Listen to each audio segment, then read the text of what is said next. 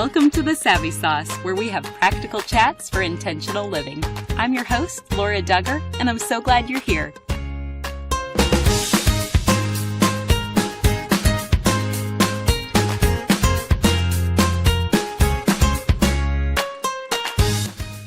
The principles of honesty and integrity that Sam Lehman founded his business on continue today over 55 years later at Sam Lehman Chevrolet in Eureka.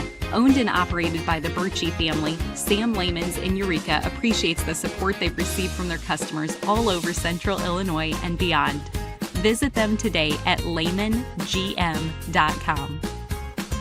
Dan and Samantha Mathews are my guests for today, and you may know them from all the social platforms at We Are Dan and Sam. They live a life of high faith and delightful adventure, and their book is actually going to release this month. I would highly recommend it. It was an amazing read. I read through it so fast, and it was a great combination of enjoying the stories but learning so much along the way. That's kind of like our chat for today. We're going to cover various stories, but Dan and Sam are also going to give us simple and practical ideas and tips for adding a sense of fun into our marriage and into our family life. Here's our chat. Welcome to the Savvy Sauce, Dan and Sam. Thank you for having us. We're excited. We are really excited. Well, I'm so excited to journey back and get to hear more of your story. But will you first just give us an overview of what current life looks like right now? Yes. So currently I'm 22 weeks pregnant with our third baby. We have two kiddos. Canyon is almost 9. Ember is 7. We live in southern Missouri. We love adventuring and traveling, and Dan hunts. We share life on every platform. So just lifestyle, vlogging and sharing our adventures. We recently settled down in a home. And so this is our first time doing DIYs for ourselves. And it's a fun season right now. And Sam loves to host. So I think we have 48 parties scheduled this summer and knocked out a couple already. But we're excited about life, excited about adventure, and sharing that with people and how they can actually get out and adventure more. Yeah. And you do that so well. But if we're going back then to more of the origin stories, will you both share your journey of growing up and your stories that eventually led for the two of you to overlap with one another? Yeah, definitely. So it's always been me, my mom, my sister. My mom was a single mom raising us, born in California, but then she moved us to southern Missouri when I was young. And this was a great place to raise us, in the Bible Belt. We were raised pretty much in church. She did an amazing job as a single mom, just caring for us and pointing us to Christ. We got plugged into a church very early on. We volunteered there. My sister and I worked there. We, attended there. And so we're really involved. And that's how I met Dan when he came to Bible college. Yeah, I grew up in central Wisconsin. We went to church Sunday morning, Sunday night, Wednesday night, was very, very involved with the kids ministry and youth group, and just any opportunity I could be around that church community, I was. And we had a group called Master's Commission that would come up and do outreach at our church. They were from Florida. And I was like, man, I want to do that one day. These guys are awesome. They're doing human videos and they're all musical. And my dad's brother and his family, they moved down to southern Missouri. And I get a call one day right after high school. And they were like, hey, there's a Master's Commission program down here. If you want to do it, we'll pay for it. And I was like, yes, sure, let's do it. Almost no questions asked, just kind of all right, tell me a date I have to be there. And then I started packing stuff up and quit my job and moved down knowing absolutely nobody. And I got plugged into the church, became very, very involved, and then just built a community. And through that, I went there with Sam's sister, her older sister, and got to know Sam. And then I ended up working out at the gym that she worked at. Which was at our church. Which was at the church. And so we were just around each other all the time, and that kind of developed over years and years and years. Yeah. And then, one day I was like, wow, this chick is awesome. And Here we are today. now we're here doing podcasting. Which is incredible. Okay, so just to pause, and you go into more of these stories. Loved your book, so Yes. easy to read. But Thank can you you. take us back to what you both first thought of one another when you were meeting Yeah. those days at the gym? Oh, geez. For sure, Dan is the life of the party. Like he is comedy and just he has all the jokes and definitely a charmer with all the ladies. But so fun to be around and not only like his humor draws you in, but I didn't grow up with a father, and so I liked the, I don't know, like strong aspect that he like had, just like the confidence. And then his relationship with the Lord was something that I desired to have for myself, a leader in a couple like together would to point someone to point me towards Christ. But the lightheartedness and jokes and humor keep the keep the hard days fun. But that for me was, I always can count on you for a good joke.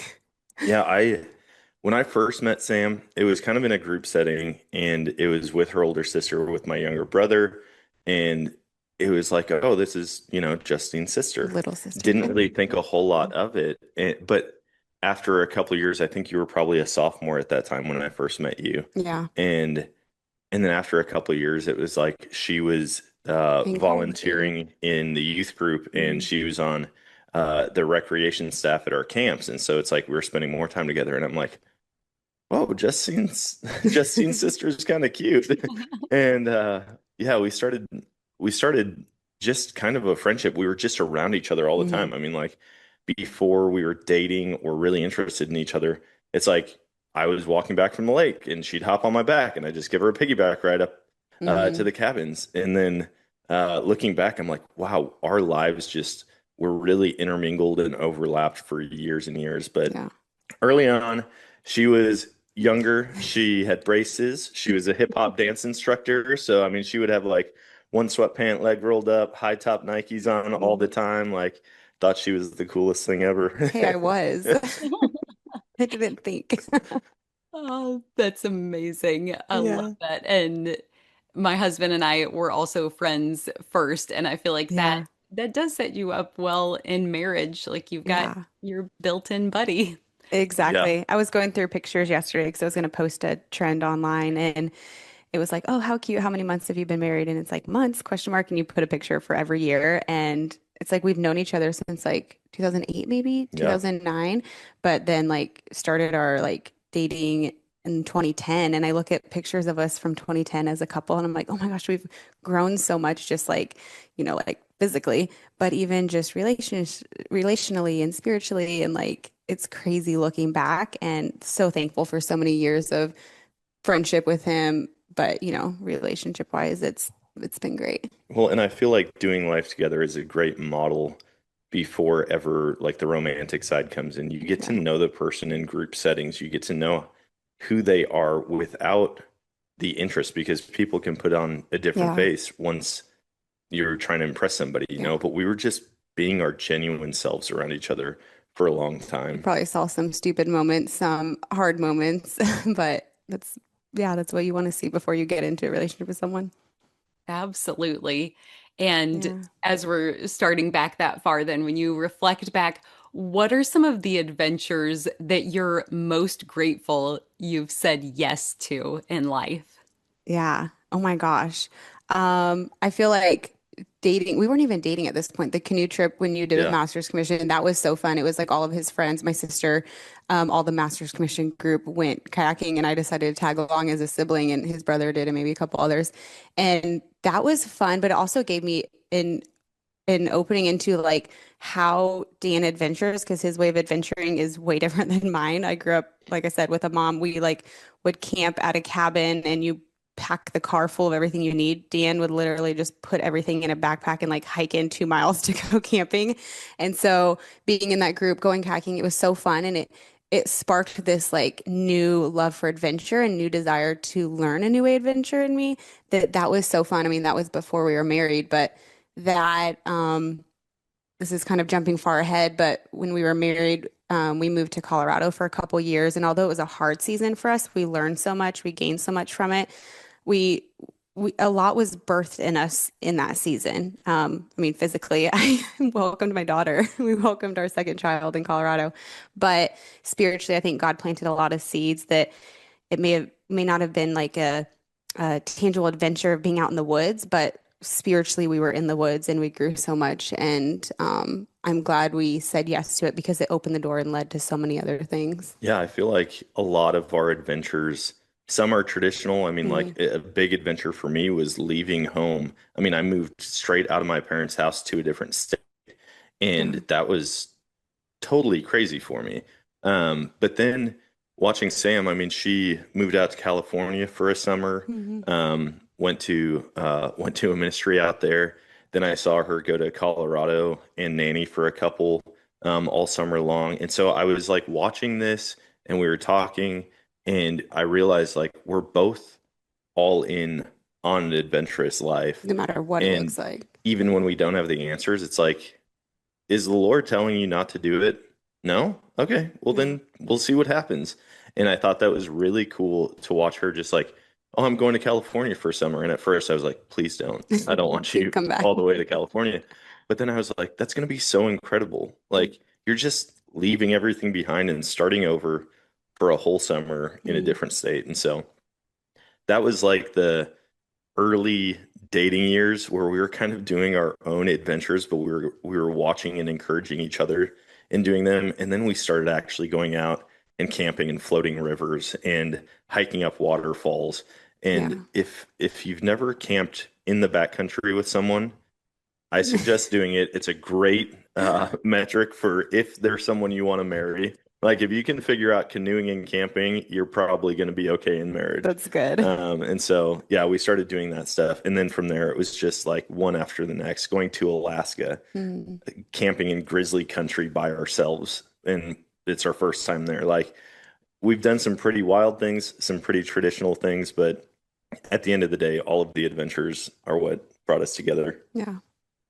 Well, and just thinking of the adventure that drew you together, and then also your current platforms on socials and vlogging Yeah. and preserving all of these pictures. Like you said, you've captured all the pictures throughout the Oh, time. yes.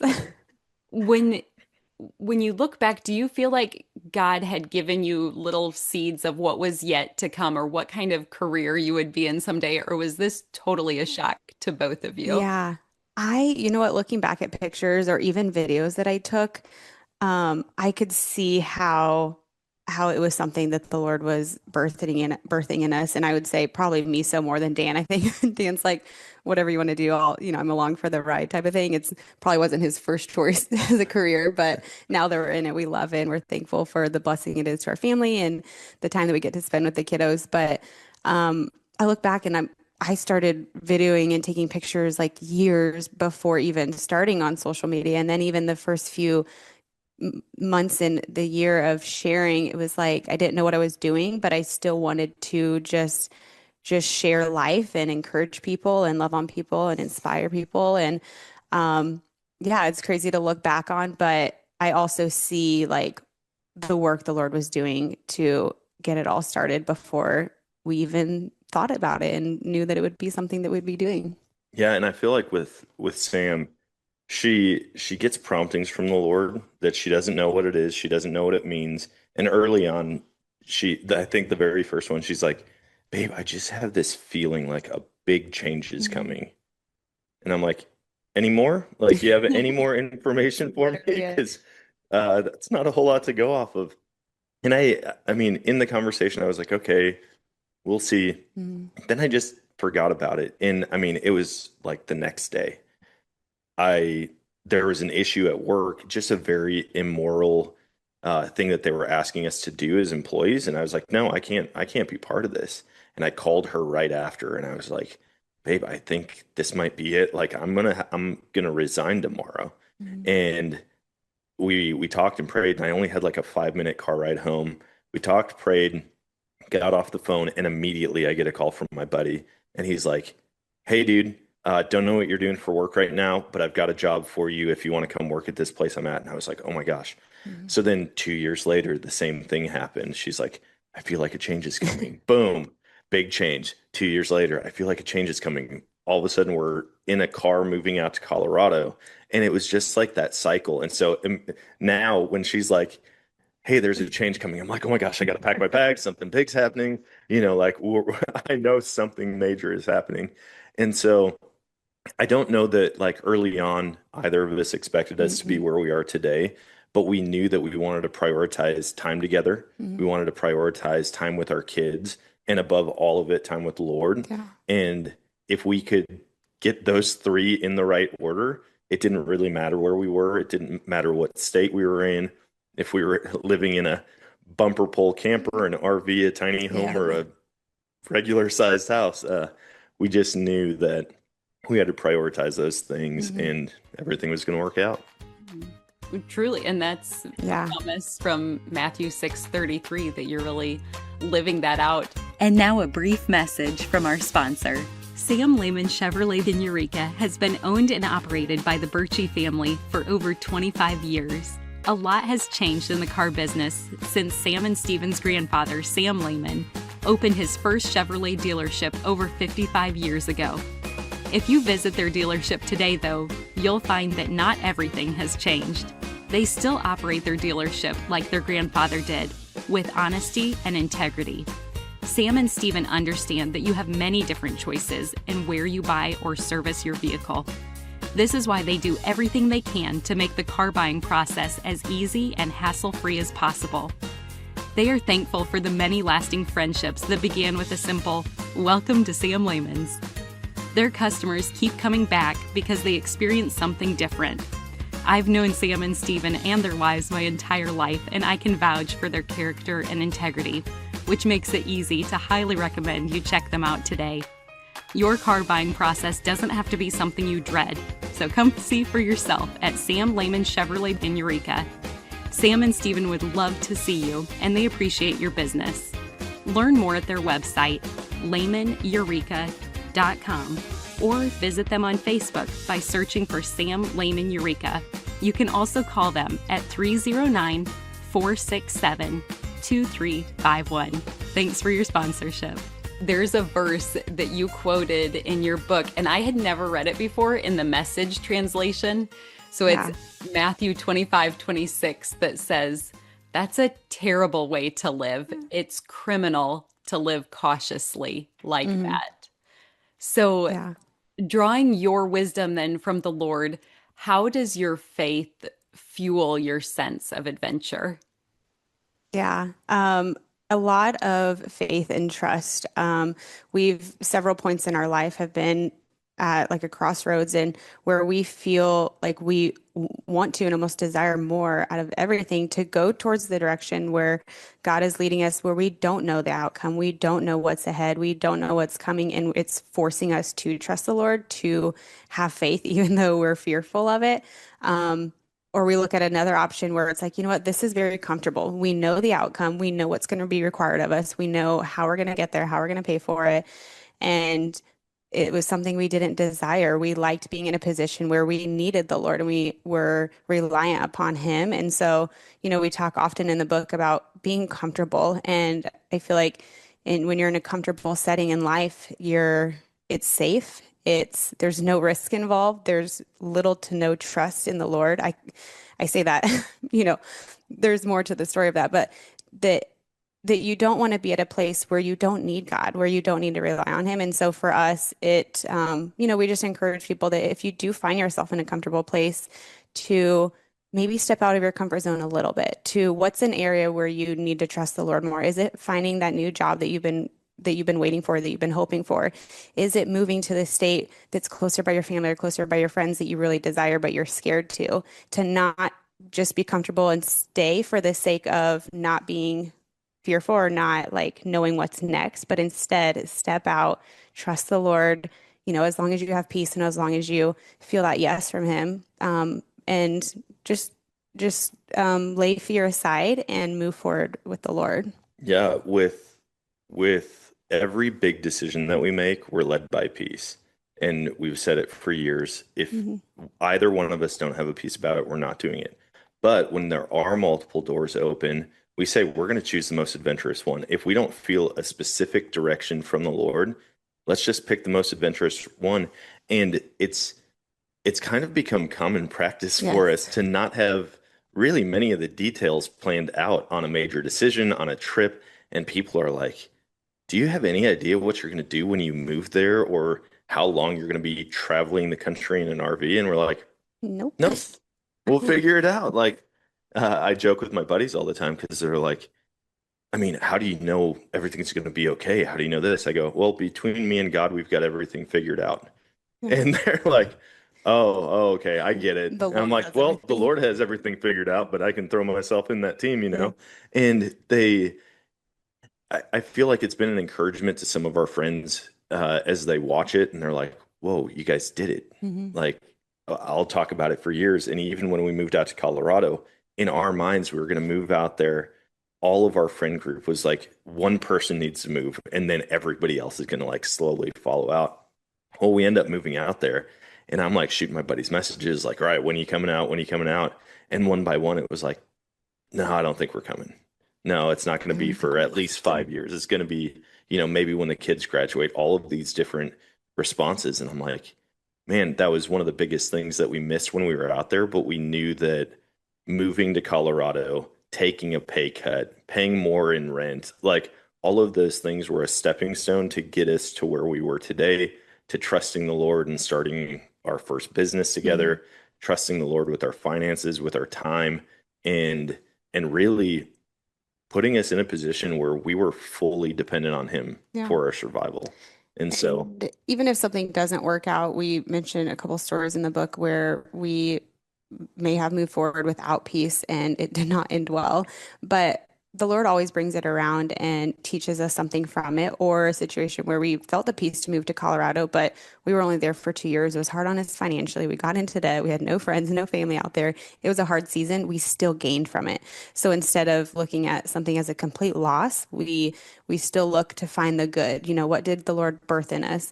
Like Dan said, spiritually we grew together, financially we started a business. Like so much good came from it that even though maybe on paper or to others it didn't make sense, it was still good and something that the Lord, yeah, started for us.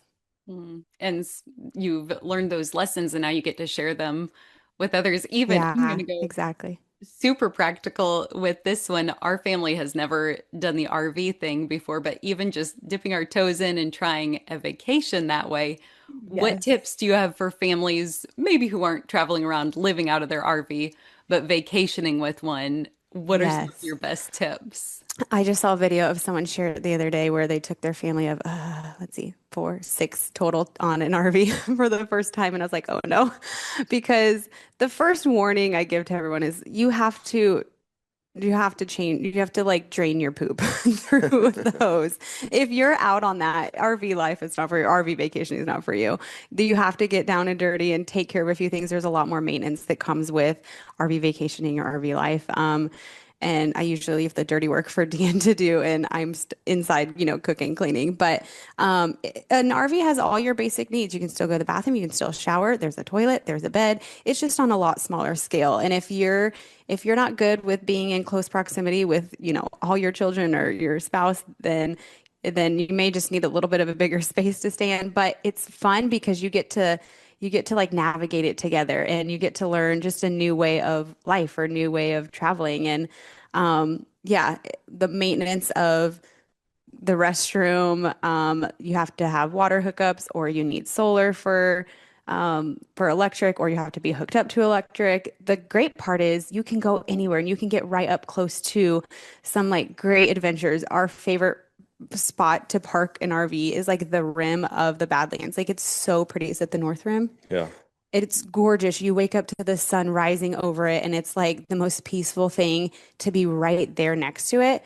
Um, and you can't do that with a cabin in the woods. But the benefit to a cabin in the woods is that's its own adventure. And so just do a little bit of research on the maintenance required for setting up, tearing down the RV in order to like get on the road and to like park it and set up I because like how you it's real weave some of the fun. worst parts about Into RV the life best. in there. But I will say, being on the road, traveling and like just kind of deciding on the way Yes, where you're gonna is one of go. the greatest things ever. I did not like we definitely had a plan. It was like, hey, we're gonna stop one time. Growing up, we've got 5 kids, so it was like we're stopping one time to go to the bathroom. If you have to go, you're just gonna have to hold it type of thing. We were fairly structured in the traveling to a place, but being in an RV, it really opens up so much to where you can on the way be like, oh, I just saw a billboard. I Yeah. wonder what that is. Look it up. How far away is it?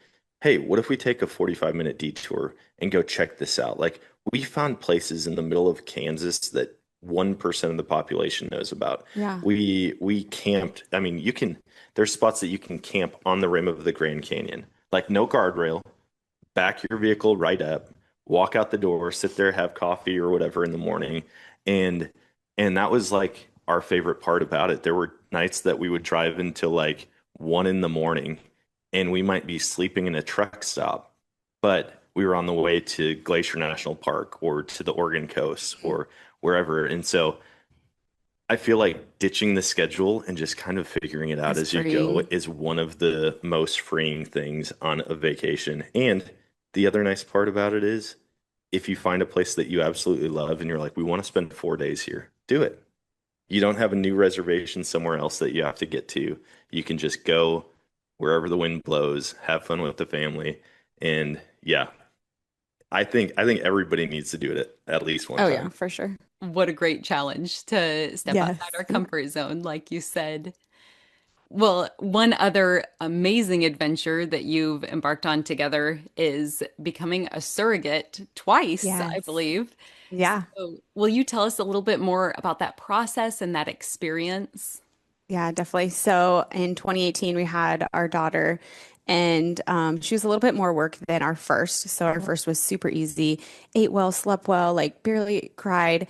And our daughter, maybe it was just her being a girl, was a little bit more needy and required some extra grace and some more prayer for patience on my part.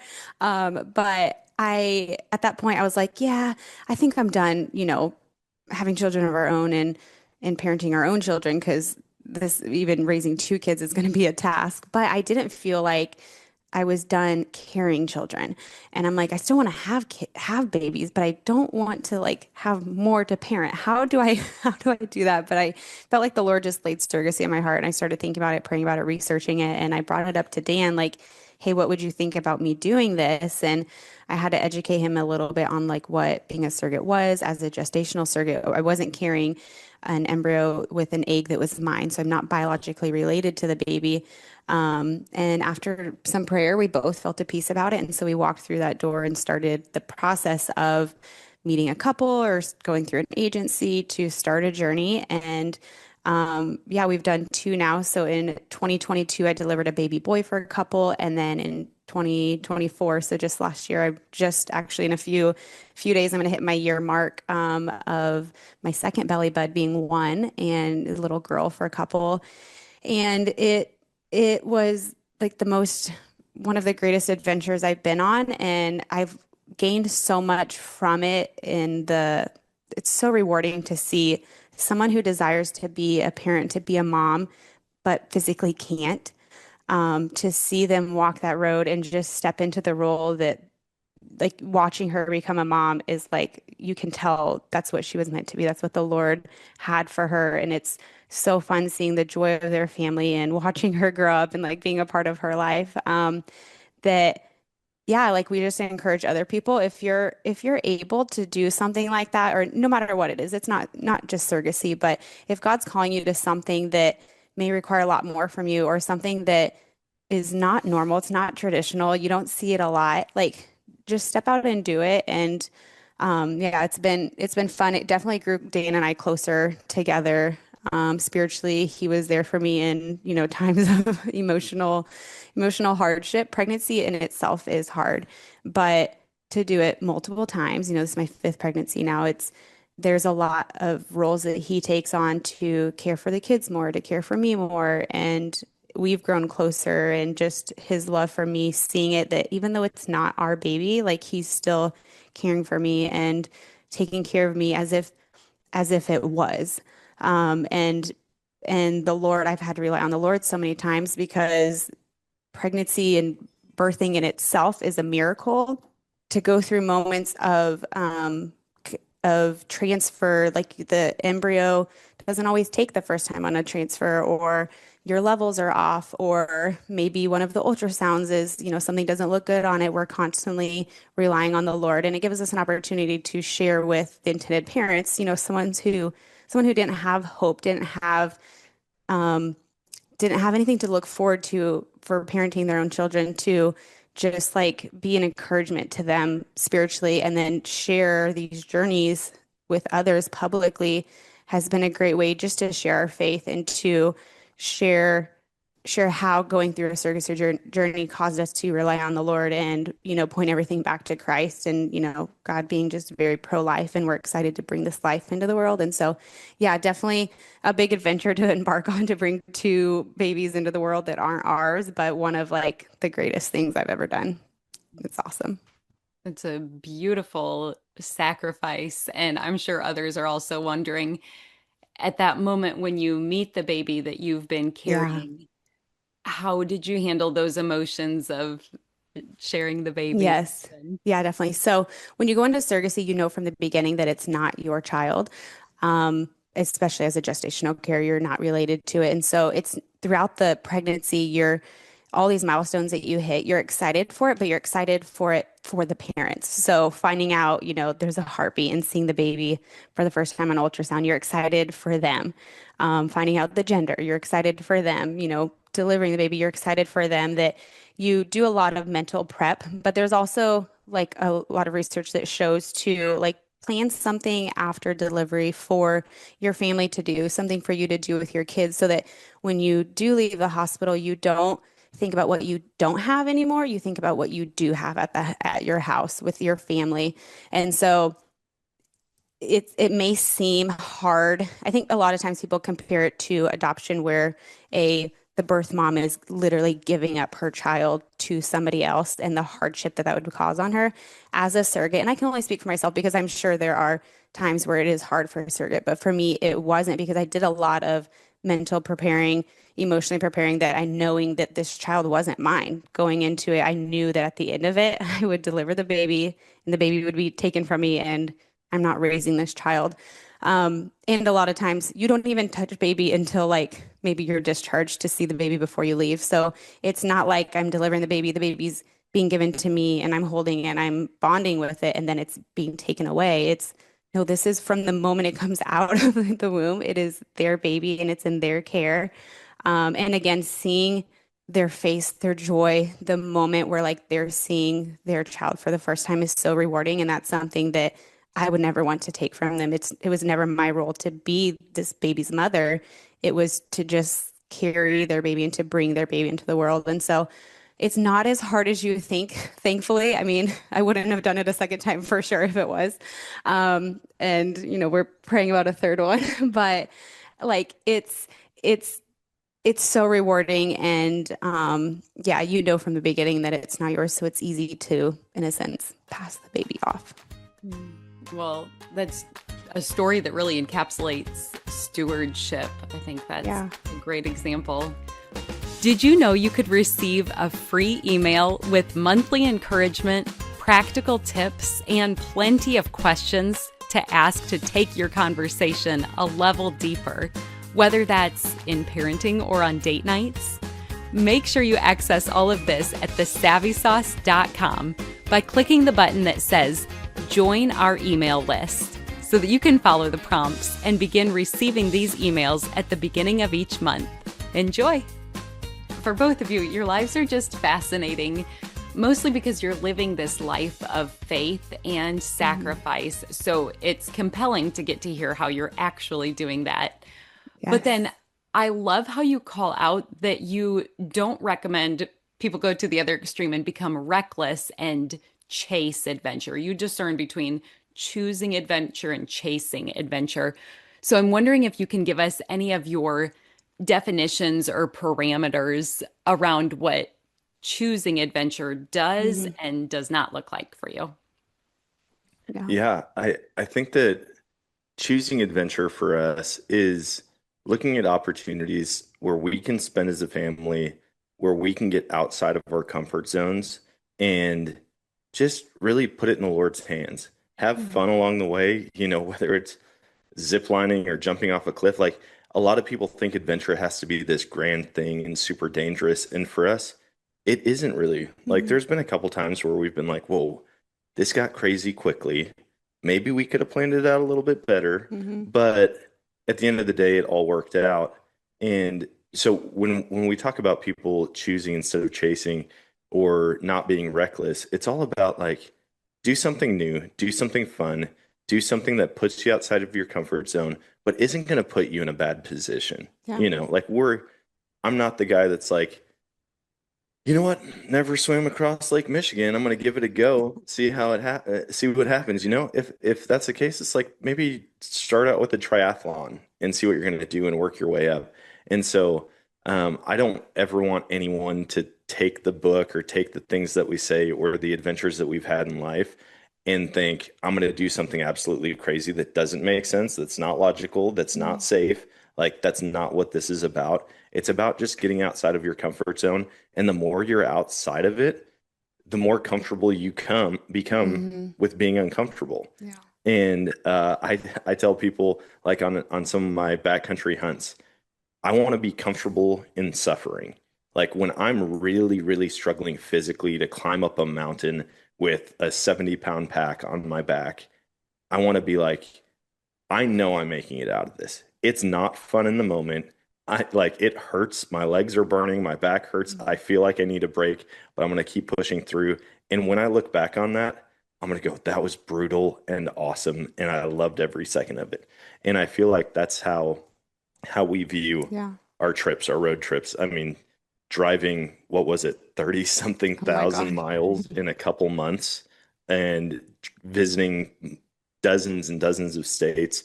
It was like there were times where it was like, I don't want to be on the road anymore. The wind is literally about to tip the RV over. I'm almost taking out construction cones or running into things because I had never driven an RV before. And the very first place we go is Wisconsin, and we drive right past Chicago, and there's like Beautiful. construction for 100 miles. And so it's like all of those things, they were fun. Yeah, they were scary in the moment. We got through. We were never in any real danger. And so, yeah, I feel like it's a stair step when it comes to adventure. I didn't start out just wandering around Alaska by myself. It started with going down to Arkansas, being 5 miles away from the vehicle, Mhm. and then kind of built from there. Yeah, to not be reckless, like to, we talked about this earlier, to move forward when you have peace. And just because you have peace with it, someone else may not understand it, but with peace, like there's wisdom too. You don't want to move forward with a lack of peace and not using wisdom in a decision because, yeah, that will get you in trouble and that will cause hardship and pain later down the road.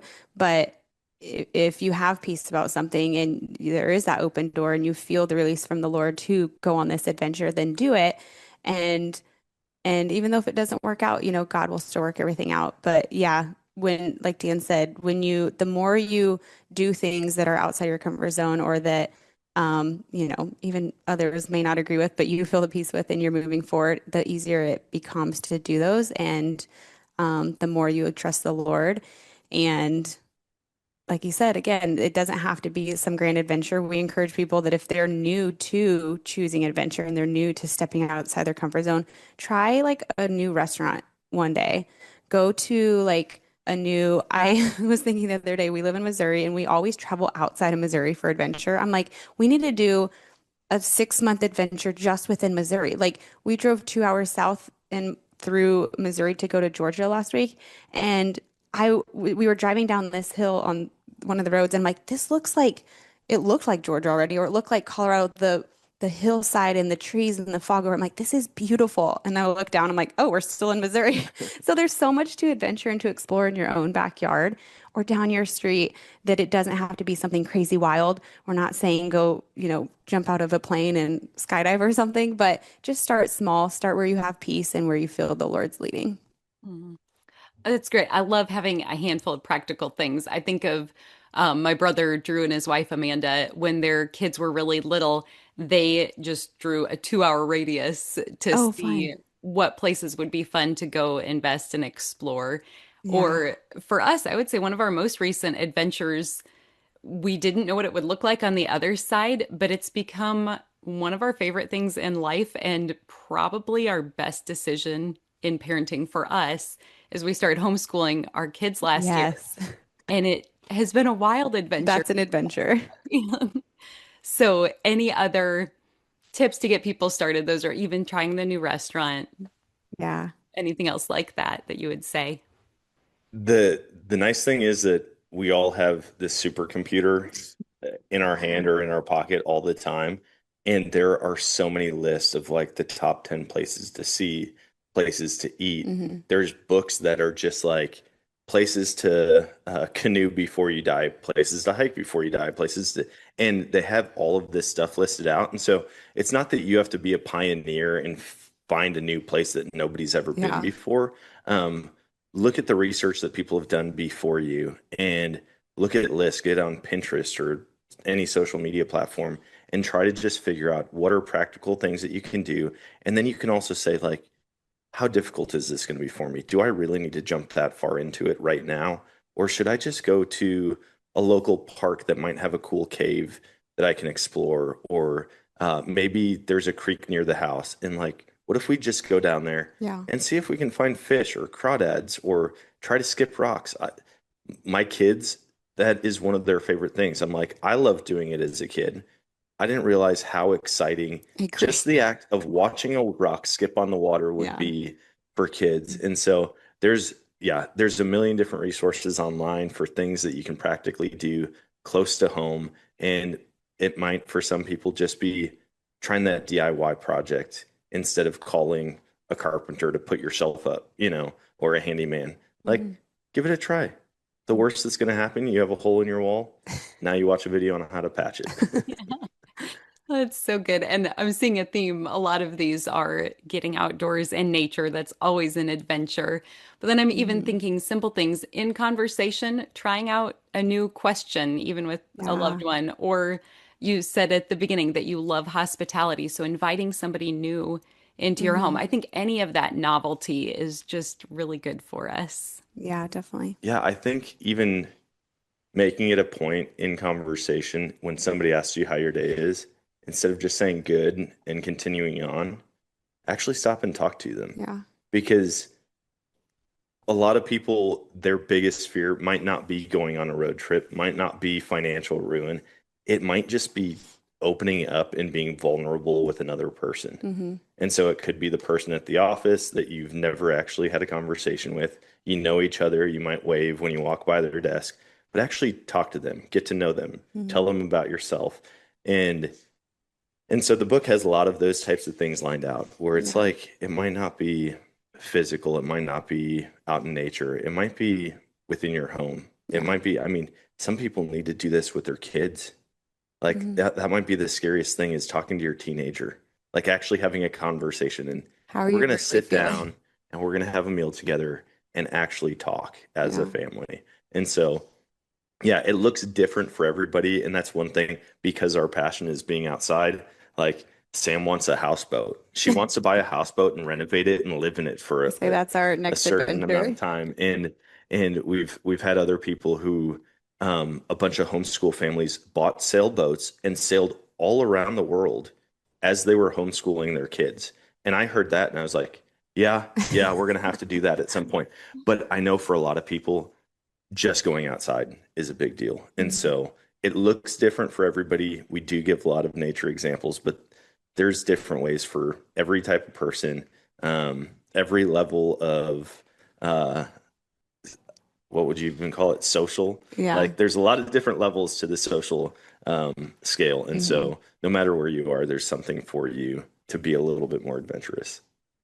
Okay, so like I said, you've made a compelling argument for getting outside of our comfort zone. Why do you think some of us resist this attractive lifestyle? Yeah. I think there's fear in it. There's sadly nowadays, what will other people think of me? What if we fail? What if we lose money? What if I look a certain way that I don't want to appear to others? And that's where you just have to think back to Christ. Like, what is it? What really matters at the end of the day? It's how God views you. And if you fail, oh well, what if the Lord like just opens up so many doors and creates an avenue for you to get out? Or what if so much good comes from it that we can't be afraid of failure? Again, move forward cautiously with wisdom and with the Lord's peace and direction. But in our book, we share one of our biggest adventures was going out to Colorado and renovating a van for 5 days. And we broke down on the side of the road, something no one wants to do in the desert, in the middle of, Twice. we did twice, we broke down, in the middle of Kansas and then in Colorado again. And it was, we'll be honest, it was not fun. It was one of like the scariest times, but looking back, like we're so thankful we did because so much good came from it. Like we met some amazing people who helped us along the way. And it's now one of our favorite stories to tell of encouragement that just because you say yes to adventure and just because something bad happens, it's not all a waste. And I think, yeah, that fear just keeps people from being able to move forward and being like, "Ah, you know what, like I'm comfortable right here in my house, my kids in public school, not going anywhere because I know where my money's coming. I know like what's happening tomorrow. I know how people are going to respond. And I'm just gonna like stay here." Not that that's a bad thing because the Lord needs people in every season and every situation. But if He's prompting you to step out and to try something new, like don't be afraid of what's required from you or what could happen. You never know like where it could lead. Yeah, I think a lot of it is those few things, fear, pride, or just you believing that God isn't big enough or doesn't care about your situation. Hmm. And unfortunately, a lot of people are there where I really want to try this, but like, what if things go wrong? And for us, it's like when things go wrong, that's where the Lord provides. That's where the Lord directs. That's where He leads. That's where His word can be the lamp to your feet and a light to your path.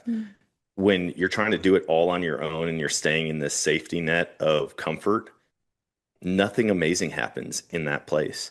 And so we've seen it time and time again, And the in Lord's scripture, provision, the Lord's provision in our lives, and uh, not only the provision financially, but actually like setting us free from constraints like mhm, social constraints of like you have to work 9 to 5. We heard that over and over and over. What if it doesn't work? What if it doesn't work? What if it doesn't work?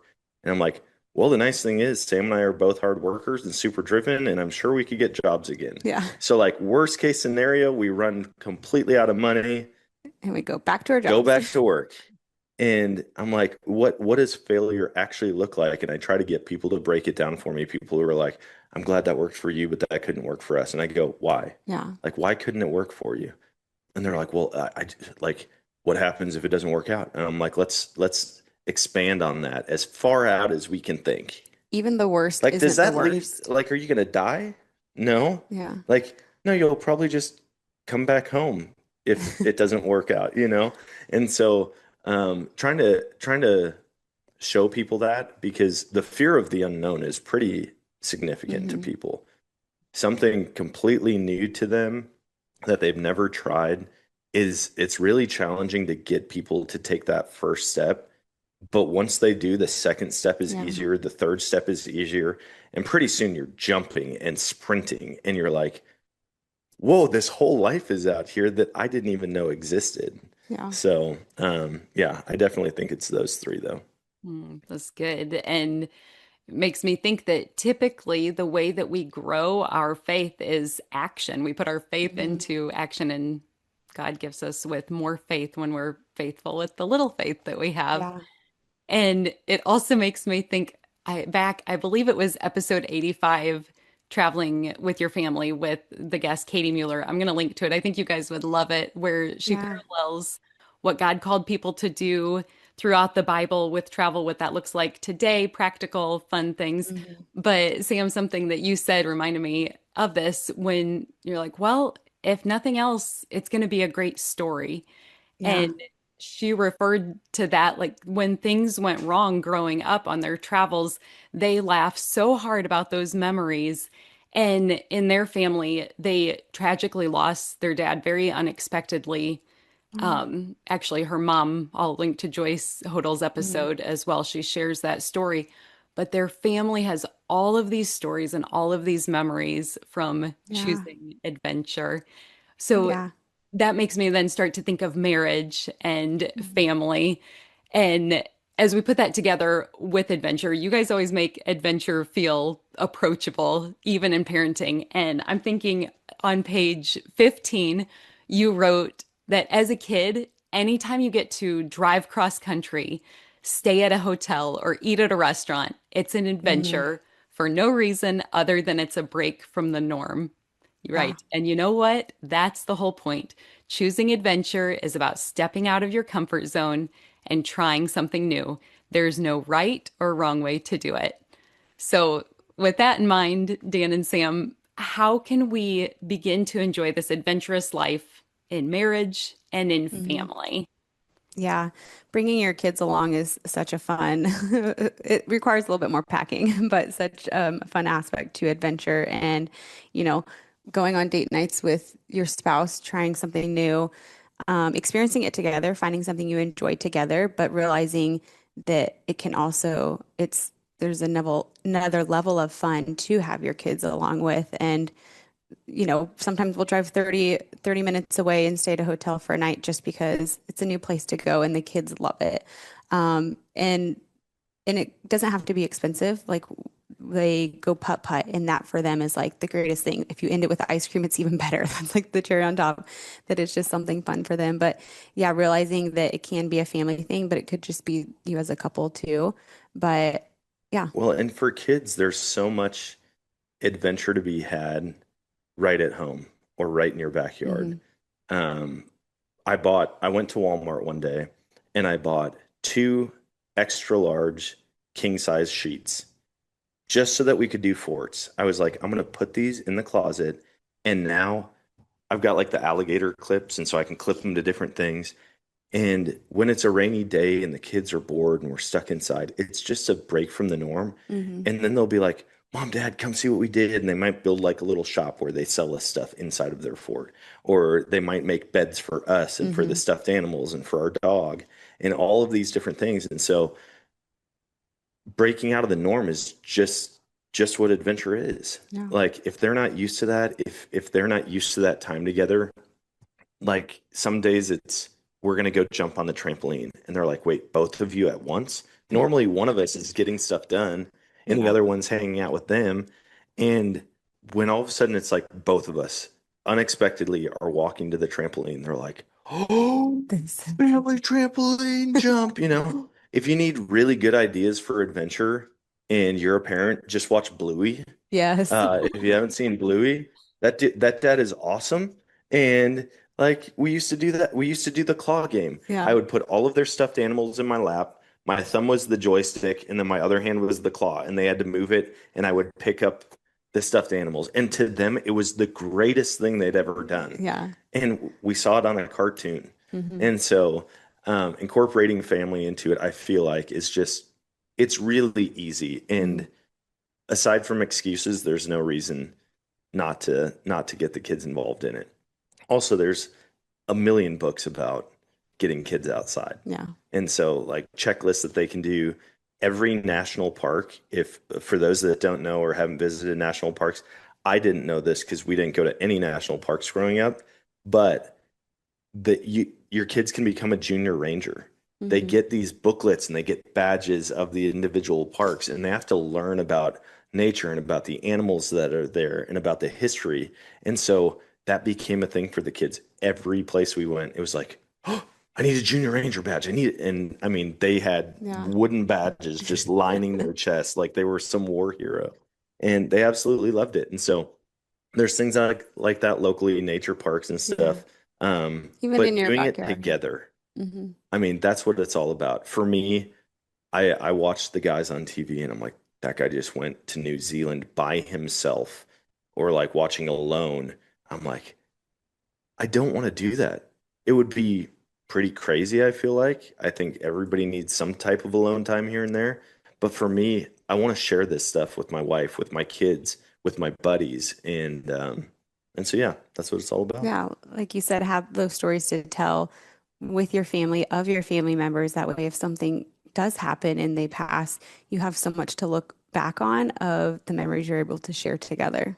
Mm, absolutely. And to bring those up and share them with our kids while we are together. They love hearing stories about when they were little, Oh, yeah. and you guys have taken it a step further where you document it then and preserve.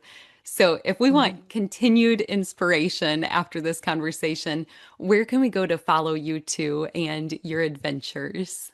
Yes, we do. Our kids love watching our travels and stuff. We share long form videos and stuff on YouTube, Facebook, but we share our life on every platform. We are Dan and Sam, Pinterest, Instagram, TikTok, YouTube, Facebook, and then Dan has his hunting content over at the Nomadic Outdoorsman. And yeah, we share day-to-day life, what that looks like, lifestyle, but then our travels, our adventures, mom life, welcoming a new baby, our surrogacy journeys, whatever life looks like at that time, and how we're enjoying it, what God's teaching us, where we're going, and we laugh along the way, be encouragement, and try to inspire you to live an adventurous, fun-filled life. Love it. We'll add links to all of those things in the show notes for today's episode. And you two may already be familiar that we're called the Savvy Sauce because savvy is synonymous with practical knowledge. And so as my final question for both of you today, what is your savvy sauce? Oh,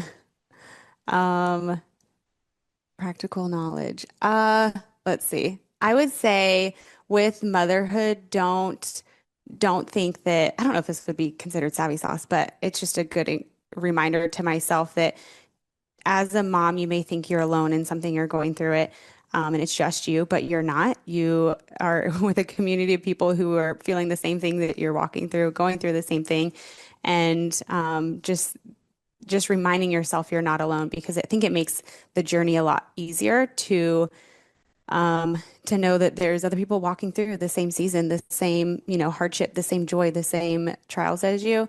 And it makes life a little bit easier when you feel less alone. So I think for me, it would be that your kids are going to be an extreme version of what you are. So if you're showing fear in decisions, if you're hesitant, if you're not trusting the Lord, that's going to be compounded in their lives. And they're just a more magnified mirror image of what their parents are. And so we try to, in everything that we do, go, is this something that's going to set up our kids for success? And it's not like, oh, we have to have money in the bank for them, for a retirement fund one day or a college fund. I'm talking like everyday lessons. If I put my phone screen in front of my kids, they're going to do that more and more and more. If I prioritize things that aren't meant to be prioritized over my wife, they're going to see that. And so we try to be very, very clear about what our priorities are.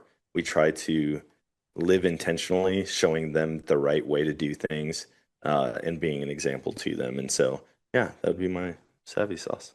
I love it. You two are so full of integrity, and you definitely shine the love and the light of Jesus brightly by the way that you live. So I know I'm leaving this conversation feeling very inspired to choose adventure. And I just want to say thank you for being my guest today. Thank you so much for having us. It was a joy. It was a blast. One more thing before you go. Have you heard the term gospel before? It simply means good news, and I want to share the best news with you. But it starts with the bad news. Every single one of us were born sinners, but Christ desires to rescue us from our sin, which is something we cannot do for ourselves.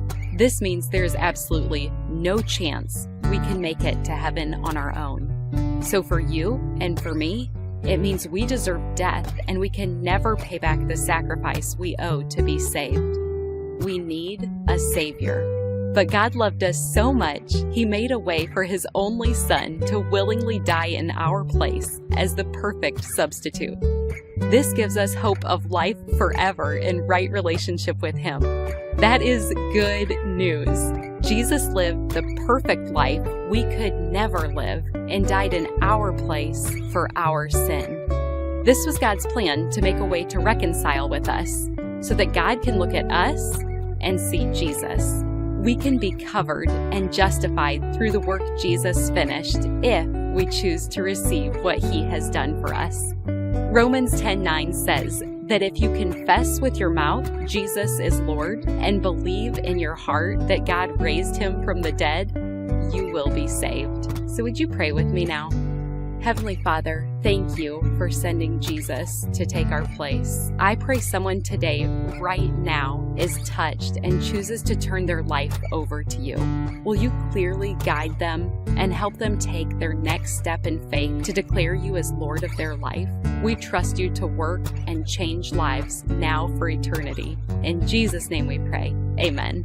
If you prayed that prayer, you are declaring him for me, so me for him. You get the opportunity to live your life for him. And at this podcast, we're called The Savvy Sauce for a reason. We want to give you practical tools to implement the knowledge you have learned. So you ready to get started? First, tell someone. Say it out loud. Get a Bible. The first day I made this decision, my parents took me to Barnes & Noble and let me choose my own Bible. I selected the Quest NIV Bible and I love it. You can start by reading the book of John. Also, get connected locally, which just means tell someone who's a part of a church in your community that you made a decision to follow Christ. I'm assuming they will be thrilled to talk with you about further steps, such as going to church and getting connected to other believers to encourage you. We want to celebrate with you too, so feel free to leave a comment for us here if you did make a decision to follow Christ. We also have show notes included where you can read scripture that describes this process. And finally, be encouraged. Luke 15:10 says, "In the same way, I tell you, there is rejoicing in the presence of the angels of God over one sinner who repents." The heavens are praising with you for your decision today. And if you've already received this good news, I pray you have someone to share it with. You are loved, and I look forward to meeting you here next time.